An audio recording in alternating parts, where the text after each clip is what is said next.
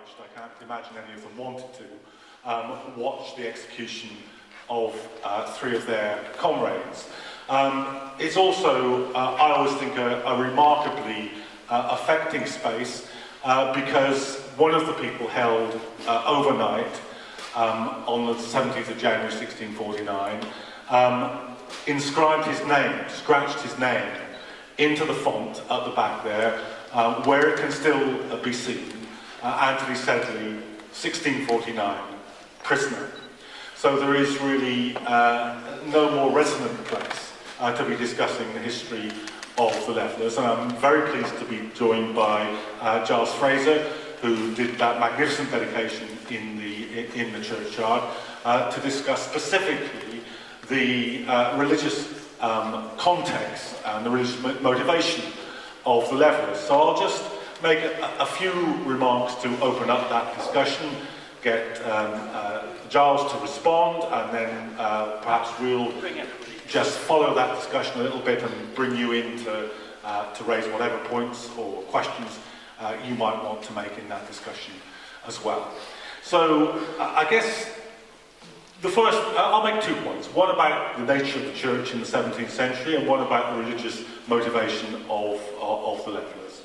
So I guess if you want to understand the English church in the period of the English Revolution, you pretty much need to put aside everything you know about the Church of England today. Because in the 17th century, the church was a wholly different institution with a completely different place in the wider society. It was a major landowner in the society. It still raised tithes, its own taxes, from which the preachers were paid.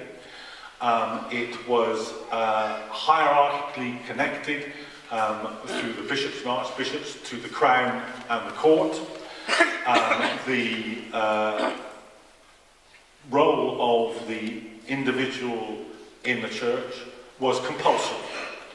You not only had by law to be a member of the Church of England, but you had to be a member of your local parish church, and if you didn't attend that church, if you didn't have your child baptised in that church, you could be fined and ultimately imprisoned.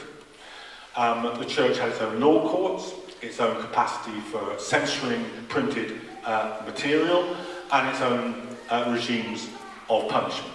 We call them the good old days.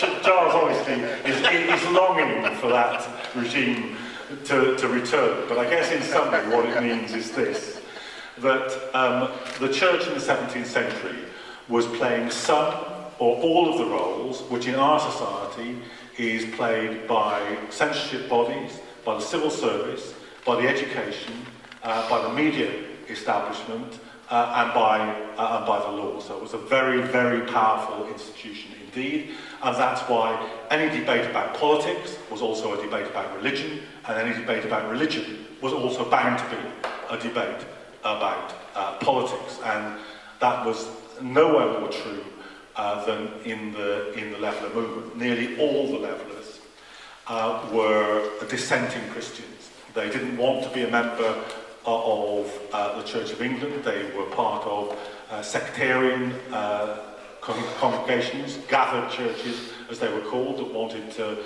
worship according to their own lights and outside the national structure of the Church of England, or at the very least they wanted to be independent churches governing themselves within the structure of the Church of England. So they were radicals in religion, and they were printing and publishing radical religious pamphlets from hidden underground presses. Indeed, the first time that John Lilburn, the most famous of the Levellers, was arrested, he was arrested for importing radical religious material from the Netherlands, where it was easier and freer to print such material and bring it into this country. All the Levellers, without exception, were highly motivated religious people. One of the most famous of them, Thomas Lamb, could hold a church with 1,000 people in attendance in Coleman Street in London, near the Guildhall. He was hated by the religious conservatives of his day, by Thomas Edwards, Megan referred to attacking Catherine Chidley. Thomas Edwards hated Thomas Webb's church because it was drawing his congregation away. It allowed women to preach. It allowed mechanic preachers, i.e. lower class preachers, to preach.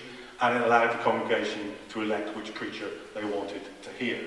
So in this space, both politics and religion were hotly debated. And I just give you that kind of introduction to give you some sense of what the people who were imprisoned here and the people that were shot outside would have been thinking and discussing, and the kind of social and religious atmosphere in which they would have been doing that. So that's my kind of pot history of some of the context of this debate. Just want to bring Giles in now to reflect on some of those themes as well.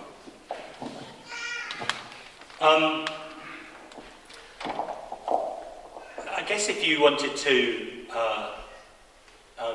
look at the beginnings of this sort of religious radicalism in the 17th century and where its source was theologically, I think the thing you probably have to point to, one of the things you'd have to point to, is the translation of the Bible into English by William Tyndale, who's one of my great heroes, who was martyred in 1536, I think. The idea of translating the Bible into English so that ordinary people could understand it, so that a ploughboy could understand it, as Tyndale says, is one of the most revolutionary moves, because it takes the power out of the clergy and gives it to ordinary people can start to read what it says. And one of the things that was quite shocking to many people who started to read, I mean, people would sort of read the Bible, not quite like this, but they'd read the Bible under the bed with a torch. You know, it was like this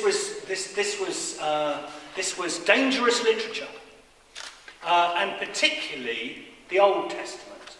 The Old Testament was there'd been quite a lot of the New Testament in preaching, but before the Roman Catholic Church wasn't big on preaching about the Hebrew Scriptures. And some of the Hebrew Scriptures have some really revolutionary stories which shaped the sort of mindset of the 17th century revolutionaries.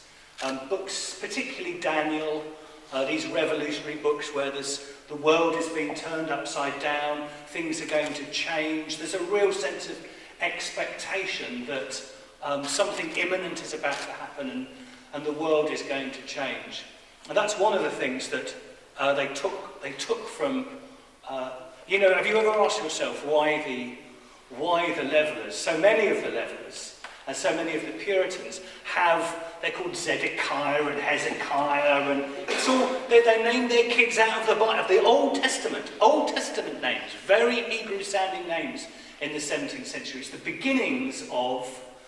beginnings of a philo-Semitism in this country, which in the end will go through an issue with the Balfour Declaration. That's another discussion, and Lloyd George and all of that. But this begins here, and these people, these Levellers, would have been well versed, particularly in the Hebrew Scriptures. One of the things that I said outside, this whole idea of, look, our loyalty is to God, and it's not to temporal powers, it's not to the vicar, it's not to churches, it's not to popes, this was the language that was terribly important to them. It's not to temporal rulers.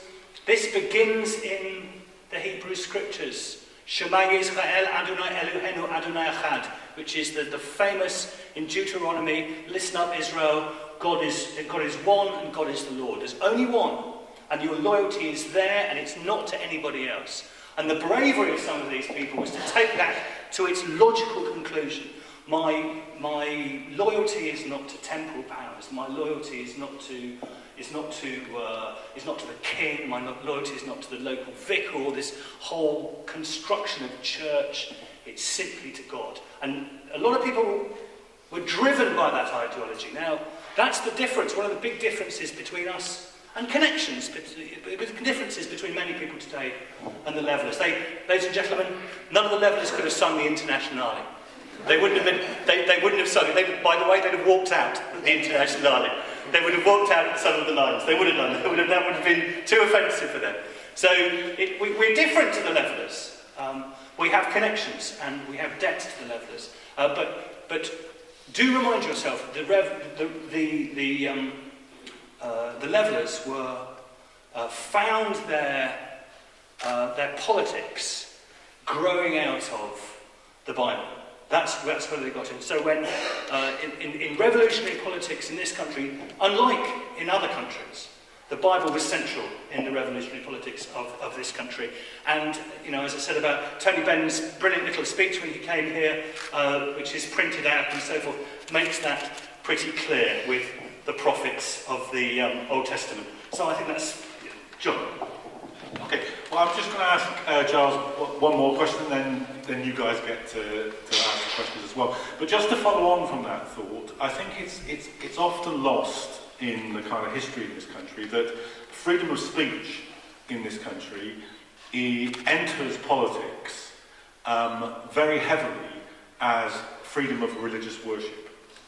When the agreement of the people is printed and it demands the right, the freedom to print and to petition, and it demands the right to religious toleration, to be able to worship God in your own way and in your own church. And those were two indissolubly linked ideas. And I say that because I think it has contemporary relevance. There are many people in politics today who almost exclude the right to religious worship or to worship which God you choose from the idea of freedom of speech. But if you think about it both historically and logically, that is simply an implausible and indefensible idea. In this country, freedom of religious worship and freedom of speech were the same thing when they entered politics. It's why the prevent agenda is so shockingly historically ignorant, and the way in which it, particularly the way in which Muslims are being monitored and their worship is being monitored. I mean, if you're a Muslim lad at school and you have a bit of stubble around your chin and you worship a bit more than your teachers, you're suddenly a dangerous radical. And you're to be monitored, and they're very dangerous, a very dangerous beginning. The prevent agenda, and if you put that in the context of the 17th century, what we're talking about, you know, these are the people that we are here to celebrate, who also were rounded up and were shot for being religious radicals. So I'm always extremely wary. And I think we should all be extremely wary when we are monitoring our religious radicals in the way that we're doing.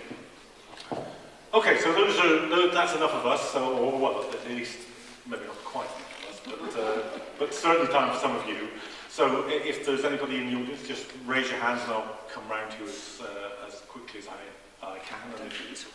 No, so you probably need to just stand up and project, as indeed the gathered churches, congregations would certainly have. Questions?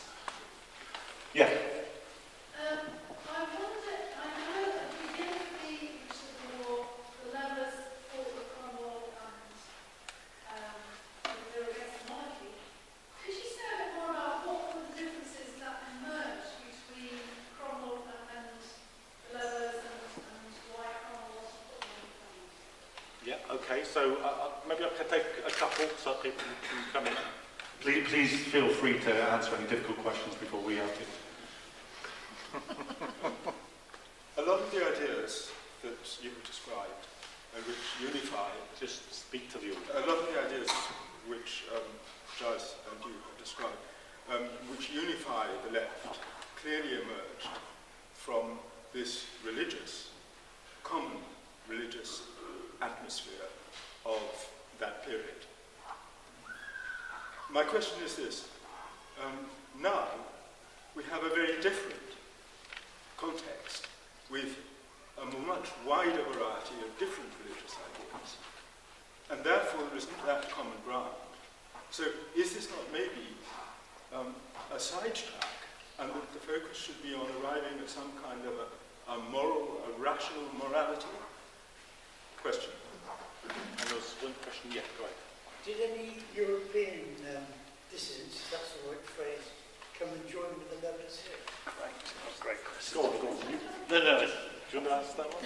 Or do you want to... No, I'm going to get myself in trouble if I answer that one. I always think that. So I'm going to. Okay, I'll get myself in trouble. So what? So there is a sort of like I think I wrote a cheeky article about the levellers all being Brexiters. This is how I'm going to get myself in trouble. And it was a sort of cheeky article, but one of the forms of rhetoric that the levellers drew upon very heavily is the rhetoric that had been going on for several hundred years since 1066 about us being under the oppression of the Normans. It was one of the sort of big things. You know, the Normans came in; they were very posh. The French were, as it were ruling us, and we were underneath the Norman yoke. And part of the language of oppression that was very familiar, common to the levellers, was this rhetoric about the oppressors who were the French. So that's my sort of vague comment about that, and I say that cheekily, by the way. I say that not intended to be serious, only half serious. I'm going to answer the rational one, and then I'll leave you to the. I think we're much more religious now than we used to be, globally. So globally, we are religion. 20th century was the great explosive period of religion in world history, and so we're considerably more religious than we were. We just happen to live in a very small corner of the world that is much less religious, so we are going in an entirely different direction from the rest of the world. My personal feeling is that despite differences, that religious people have a lot more in common with each other than you'd think. So I'm less persuaded by the sort of rational, get away with the religion type of approach. But one of the things that's a very particular Western middle class type of idea. Religion is the ideology of the people in the 21st century. Discuss.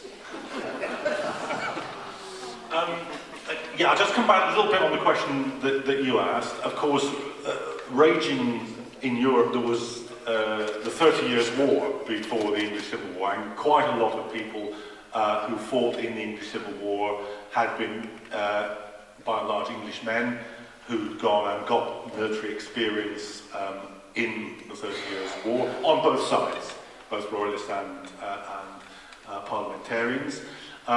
Much more strongly on the parliamentary side, of course, religious refugees from England had founded America. That's what they were. They were people who were fleeing persecution, and they had founded the New England colonies. What's very interesting is that as soon as they saw a chance to do down Charles I and Archbishop Laud, they came straight back over. So Thomas Rainsborough, perhaps the best known of the levellers, both his sisters were married into the family of John Winthrop, the first governor of Massachusetts. Winthrop's son Stephen was an officer in Rainsborough's regiment. In fact, nearly all the senior officers in Rainsborough's regiment were returning New Englanders. Hugh Peter, who was the preacher of the New Model Army, was a returning New Englander. And often, when the Restoration came, they fled back across the Atlantic. So there was more both European experience coming into the English Civil War, and certainly New England radicalism coming in on the parliamentary side than perhaps we often imagine. Just to answer the question at the back, revolutions are not a thing, they're a process. And it's very, very common for both individuals and institutions that start at one place at the beginning of a revolution to end up completely different place at the end of a revolution. It's Cromwell himself who said, you never go so far as when you don't know where you're going. And that certainly happened to the Levellers and Cromwell. There's a history. Cromwell and the Levellers are very close together in the kind of win the war, defeat the king party up until the end of the First Civil War. Lilburn is essentially acting as a political agent of Cromwell's in the Eastern Association. Then there comes the question of what's the settlement of the nation going to be? What are we going to do with the king? What kind of constitution are we going to have? And they divide over that. And then they come back together again to deal with the king. And once the king is dealt with, they fall apart again, and Burford is the end of that, the bloody end of that story. So it's a question of shifting alliances within the parliamentary camp, the relationship between the Levellers and Cromwell. So, Barry. Yeah, similar vein to the previous question. The Scots Army under Leslie fought side by side with the New Model Army in England at the same time. Was there any influence by the Levellers on the Scots Army? Because yes, they were going through their own religious revolution in Scotland, changes in Scotland. Was there any influence? Okay, let me take some more. Yeah, go ahead. There's a request actually. It's impossible to hear what people are saying if they're just talking to you up there. Could you either ask people to stand up, or could you? Yeah, I'll repeat that question. That was the question about the Scots army that fought in England on the side of Parliament, and the question was there any relationship between the Levellers and their agitation and the Scots, if I've got that correctly. Yeah, so please, but shout. Okay, I'd like you to bring it up to date, please, this inheritance of this radicalism, because I want for you to comment, please, on, for example, the church, but not just the church's attitude, but the society's attitude to the way we're heading into rearmament. We are investing a huge amount in nuclear weapons in this country, which will encourage other people to do the same. I would like your comments on this and why this is happening, why there's not enough comment from the church, from other people about this very important dangerous matter. Okay, and let me take the third one if there is. Yes, go ahead. Just an observation really, but isn't there always a difference between original ideologies and the way they're then adopted by power groups in order to justify and perhaps completely turned on their head?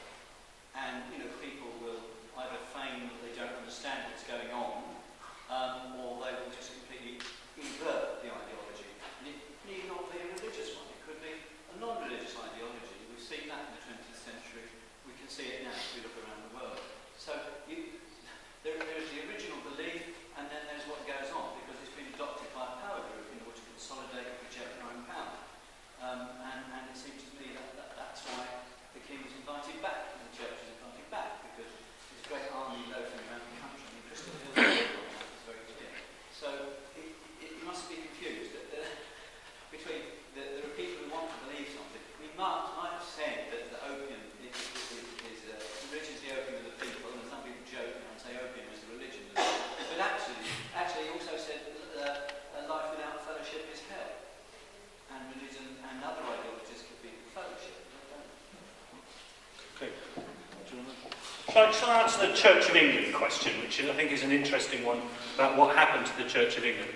I think the Church of England, in a way, as its identity, was formed in reaction to the English Civil War. And I know the sort of first Church of England comes around with Henry VIII, but I think the Church of England really is shaped in response to the horrors of the English Civil War. And the Church of England establishes itself as a sort of a peace treaty. That becomes its raison d'etre in society at the end of the 17th century, beginning of the 18th century. A peace treaty between people who've been braining each other for many years. And the terms of this peace treaty are very Church of England, which are, we won't talk about ideology, we won't talk about religious ideology, we'll all sit in the same parish church together, and we'll pray together, and we'll do the same service together, but we won't talk about, you know, English dinner party rules. You know, we won't talk about religion, we won't talk about politics. And that's, in a way, what happened to the Church of England. It became a peace treaty. Now, there was a role for a peace treaty, you could say, at the end of a war where people had been killing each other so much for so long.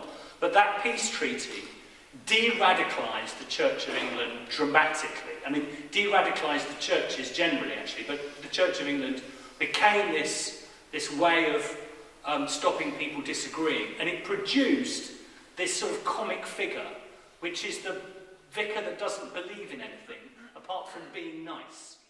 You know, which is the caricature of the Church of England. It comes out of the English Civil War. It comes out of, my job as the vicar is to bring all of you together where you've been killing each other, you know, for the last 30, 40 years. And to as it were, try and have some sort of process of national togetherness, the big tent type of thing. And so it loses any sort of radical politics, and it loses most of its religion, actually. I mean, you know, in the end, you know, the sort of thing that, you know, the vicar becomes going around on his horse in the parish and being a bit posh, and it's the sort of Jane Austen caricature of the vicar. That's what you end up getting a million miles away from the 17th century radicals. So there's a shift that happens there, and I think the key thing which is why the Church of England is now pretty much politically inert. It became too much in love with this peace treaty model. Let me just respond to the question first of all about the role of the Scots in England. So why is a Scottish army in England? There's a Scottish army in England because the first years of the Civil War are not going well for the parliamentary side, and the leader of the effective leader of the House of Commons, John Pym, strikes a deal with the Scottish that they will send an army south, enter the war on Parliament's side, as long as the Commons then begins the process of turning the English church into a Presbyterian church on the Scottish model. Everybody who's on the kind of, from Oliver Cromwell leftwards, through the Levellers and the Independent and the Gathered churches, are absolutely horrified by this. This for them is what John Milton put it best. He said, the new presbyter is but the old priest writ large. In other words, you are going to swap one hierarchical, state-driven church for another, and that's precisely what we don't want. So it produces a great fissure in the parliamentary side, and ultimately leads to the exclusion of the parliamentary moderates from parliamentary leadership, the war party, becoming now called the Independents, precisely because of this debate with the Presbyterians. Oliver Cromwell is an independent, Commissary General Henry Arton, his son-in-law, is an independent. The Levellers are in the Gathered churches, which are even more radical, and they eventually overthrow Manchester and the Scots Commissioners and the whole moderate wing of the parliamentary side, and take control of the revolution. That's the only reason it ends up in a revolution and not in a restoration, because the Presbyterians and the Scots are working very hard to restore the king to the throne at the end of the Civil War. So there's a lot of Leveller pamphlets about Jockey and the Scots, but they aren't very complimentary because they're on a different side of a political divide. Just to come back on the issue, the second issue that was raised there about power groupings. Well, yes, but up to a point. And this is, I suppose, to go back to the final division between Cromwell and the Levellers is a division, if you like to put it in these terms, between a group of people who are very happy that the revolution has elevated them and who see no further need for democratic accountability, and a group of people who think that the revolution isn't a revolution without democratic accountability. In the end, the debate between Cromwell on one side and the Levellers on the other is a debate about whether we're going to have a military republic or a democratic republic. and we end up with a military republic and not a democratic republic. Ask about from a military point of view. When Fairfax and Cromwell arrived and the prisoners were put in here, how quick and who decided on a military tribunal that three of the levellers were chosen? Because surely, I come from a military background, surely Cromwell and Fairfax must have understood the division they would put. I accept the fact that it was about Ireland and they weren't paid, but surely from a soldier's point of view, a soldier must have thought, well, I can't speak out, I must, you know, like the levellers, but how come these three were chosen to make the example? Now, one as a cornet would have been quite a powerful officer or a junior officer on the steps of promotion. So I lose it somewhere with two of the generals that were in charge, sort of losing the train of thought of the troops that they're commanding. The woman at the back on the aisle. Oh, well, there's two of you. Well, whichever way you want to go first. I'll do the question for Giles then. Go on. Well, the Church of England brought down Wonga. I want to know when the Church of England is going to bring down the Tories. There's a big question. And yes, go ahead, yeah.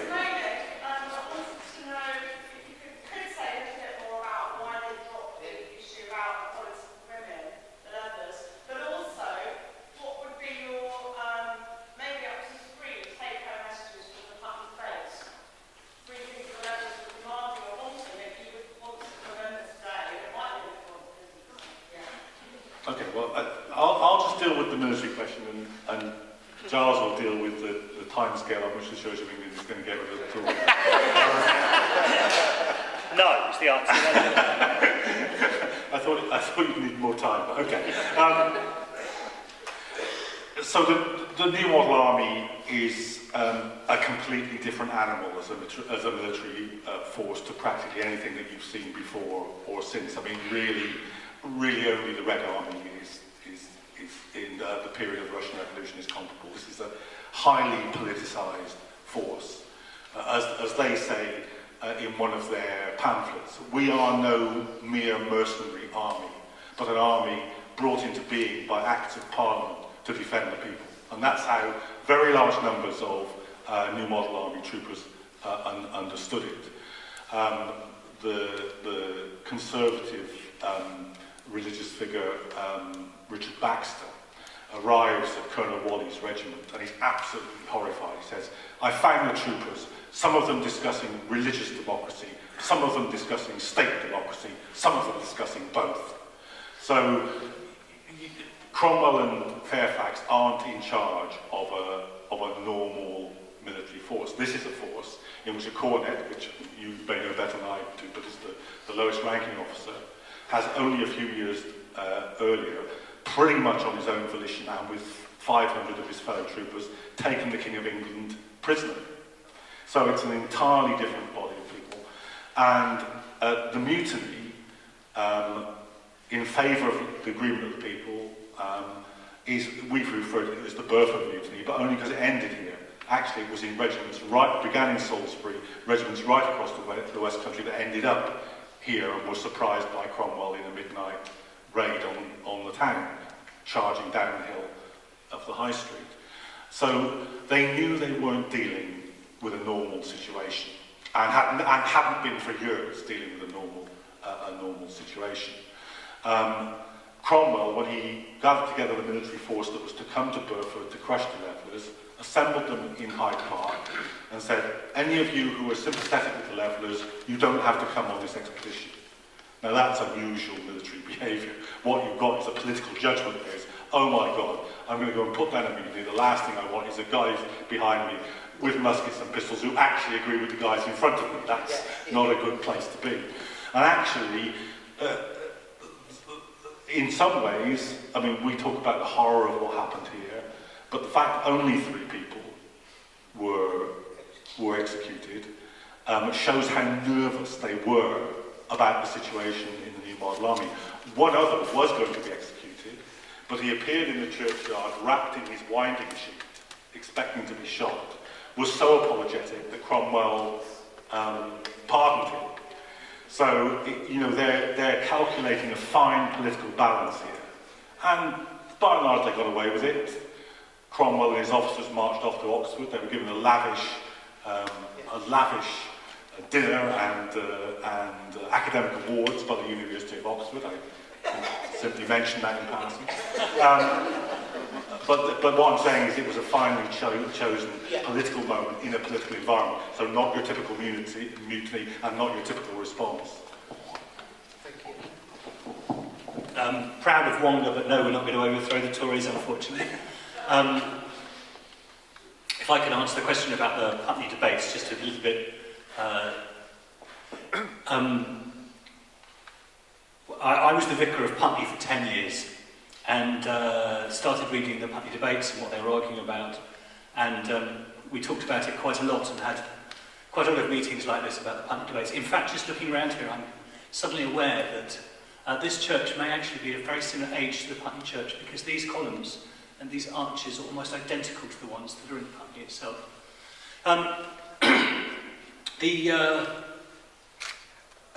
one of the things that was always extremely funny to me about the Putney debates is that if you go to any posh middle-class dinner party in Putney, what people really talk about is where their kids are going to go to school and property prices, house prices. House prices is like house prices, house prices, house prices.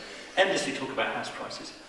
And what were they, a lot of the things they were talking about in the Putney debates was property. Property was like one of the big things they were talking about endlessly in the Putney debates, which was that you could have a vote if you had a certain property portfolio, but you couldn't if you didn't. And it always makes me laugh that since the 17th century in Putney they've been arguing about bloody property. Property being house prices and so forth, what got you the vote and what didn't. So one of my takeaways from the Putney debates, I think the other one of my takeaways from the Putney debates and reading them is how much I loved there's the sort of staged stuff in debates, and there's some great things that are said, and famously by Rainbow and so forth. But the soft spot I have is for the sort of like interventions of people that are called wildmen and things like that. And there's some people who are obviously they're obviously just being a pain in the arse, really. I think that's a technical way of doing it in the debates. And they really, really are, aren't they? And I think these people, I have a real soft spot for these people.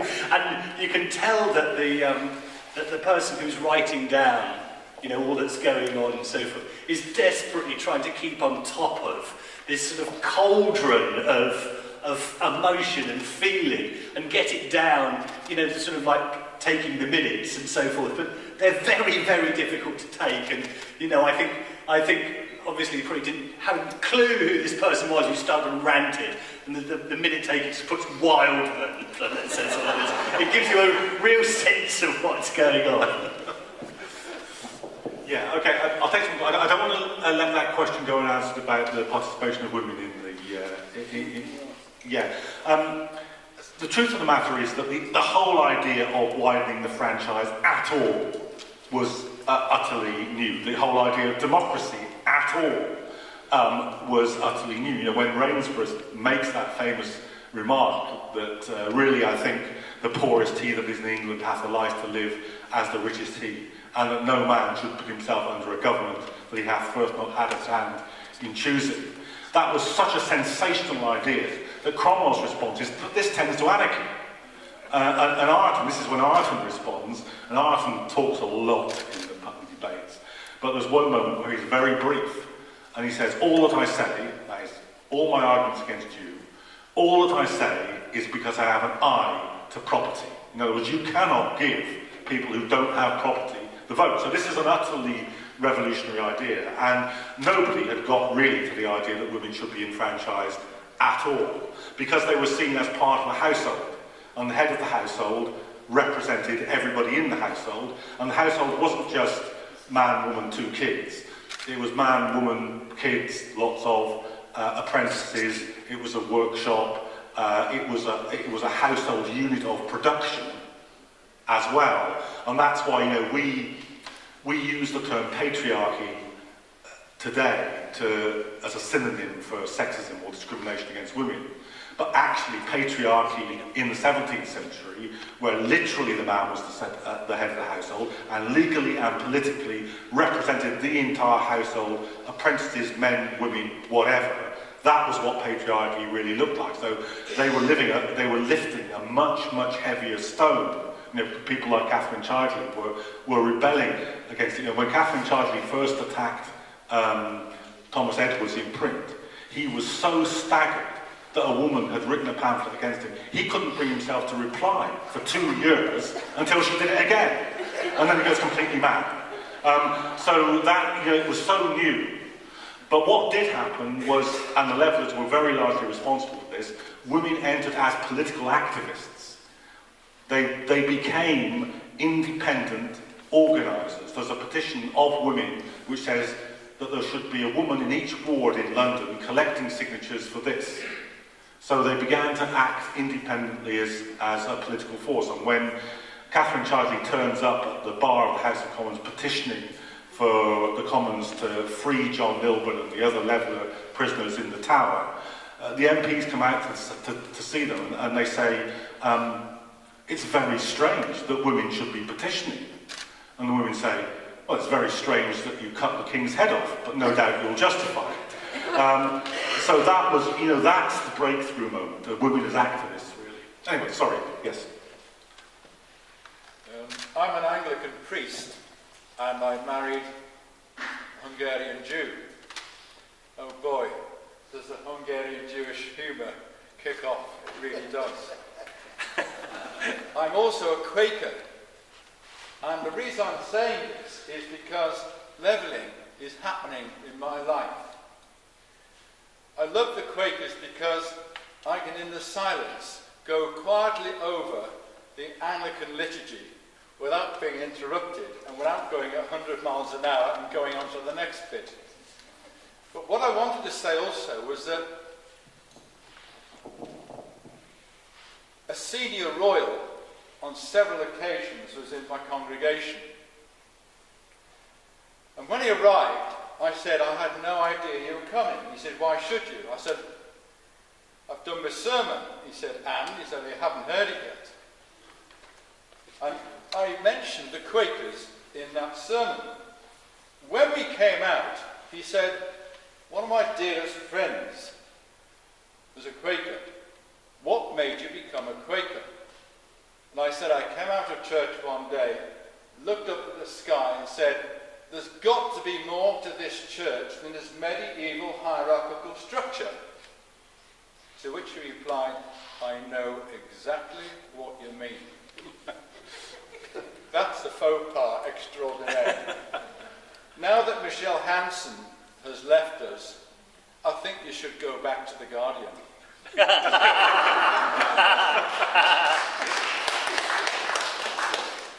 can discuss what kind of invention will be necessary for that to happen. Really a question to John. You bring this alive, and thank you for that, both of you really, but obviously your deep scholarly work on this, John. And my thought is this, I mean, I've been coming here since the very first occasion, and of course we all remember Tony, and he brought the story alive to a mass audience. And my question to you is, how can we bring this story to the mass audience? Have you ever approached Ken with the idea of making a film? Yes. Yes, and I'll tell you how far we've gotten. Yes, sorry. Just an observation, really.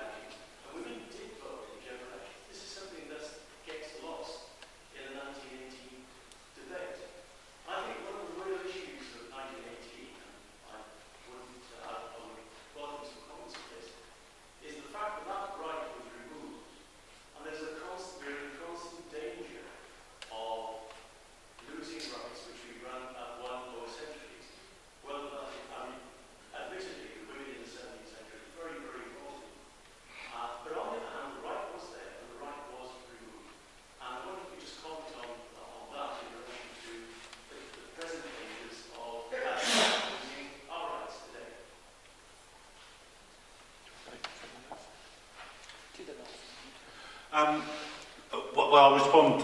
Thank you very much for the kind remarks.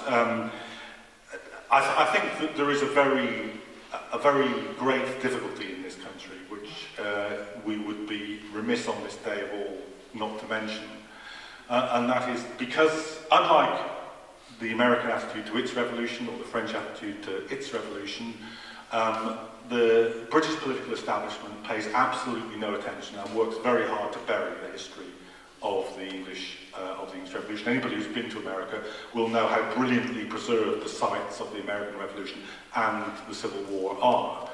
You only have to compare that with the fact they drove a motorway through the battlefield of Naseby to see the difference between the two. It's part of a national curriculum in America, it's part of the national curriculum in France. You've got one option in one part of A-levels in this country. So there's a big rock to lift, and it is because we live in the restored monarchy. People may know when Winston Churchill was, of all people, was First Sea Lord, he attempted to have a battleship named Cromwell, and it was vetoed by George V on 2 occasions. And the spokesman of Buckingham Palace wrote on the second occasion, "Why are you raising this again? We've told you it's not happening. You know, we're not having somebody who bumped off the in-laws, like, of course, they aren't in-laws at all, but whatever, the previous inhabitants of this post." So, you know, that's what we're up against, and I agree, all attempts to popularise it. I think the Neville's Hall programme that was on TV was a fantastic attempt to popularise it. Some of the work that Carol Churchill did with Light Shining in Buckinghamshire was brilliant. Just to answer your question directly, yes, I have raised this with Ken Loach. He said, yes, we should make a film about it, or somebody should. And I've got a long delayed conversation with him the next time I'm down in the West Country about that possibility. I say that's just how it is. I don't know when we're getting there. So I'm going to just say one thing. You know, it was something that Martin Luther King used to say. Took it from, I think, an American preacher called Theodore Parker. That the arc of the moral universe bends slowly, but it bends towards justice. Now, I have to say, it's a brilliant phrase, but I don't think it's true. I don't think it automatically bends towards justice. And I think that the 20th century, we could see plenty of occasions when the arc moved very sharply in the opposite direction. So I think, to answer the question about the Putney debate and to answer that question, I think one of the things that always attracted me to the Levellers is that they were a group of people who understood that you needed political organisation if you wanted effective political change. And that's the one crucial takeaway from not just the English Revolution, but from any revolutionary or progressive experience. It can happen, but it won't happen unless we make it happen. I've got nothing to add to that. I mean, I tell you what, I disagree with you. I disagree with you slightly about one thing, and that is about the way in which we commemorate the revolution. And I quite like the fact that, I mean, one of the problems with the way in which the revolution has been commemorated in America is that it does get conscripted into a sort of narrative that's become neutered. Okay. Now, I have to say, I'm not terribly big on purity generally, but at the moment, at least the narrative of the revolution is still mostly told and retold by people who know a little bit about it. Okay, and it's not being conscripted by those who want to use it for some nationalistic purpose or some other purpose. So I completely agree, but I wouldn't want us to Liberty Bell our revolution in the way it suddenly becomes a point of flag-waving national pride where we forget about its revolutionary nature. I mean, part of the point about revolutionary movements is that before the revolution comes, they're not going to be big, you know. Thank you all. I'm sorry we've run out of time, but please do remember this is an annual event, and next year we want to be bigger, better, and walking up the high street. And